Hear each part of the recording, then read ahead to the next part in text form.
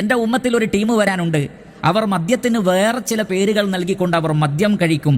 അതേപോലെ തന്നെ അവരുടെ തലയുടെ മുകളിലായി സംഗീത ഉപകരണങ്ങൾ കൊണ്ടും പാട്ടുപാടുന്ന സ്ത്രീകളെ ഉപയോഗപ്പെടുത്തിയും അവർ സംഗീതം ആസ്വദിക്കുന്ന ഒരു വിഭാഗം വരാനുണ്ട്. ഭൂമി പിളർന്ന് അവരിൽ ചില ആളുകളെ അല്ലാഹു സുബ്ഹാനഹു തആല ഭൂമിയെ പിളർത്തി അവരെ ശിക്ഷിക്കുന്നതാണ്. വേറെ ചില ആളുകളെ കുരങ്ങന്മാരും പന്നികളുമാക്കി തീർക്കുന്നതാണ് എന്ന് റസൂലുള്ളാഹി സ്വല്ലല്ലാഹു അലൈഹി വസല്ലമ പറഞ്ഞിരിക്കുന്നു. നബി സല്ലല്ലാഹു അലൈഹി വസല്ലം പറയുകയാണ്, അവസാന കാലഘട്ടത്തിൽ ഭൂമി പിളർത്തിക്കൊണ്ട് അള്ളാഹു ചിലരെ ശിക്ഷിക്കുന്നതാണ്.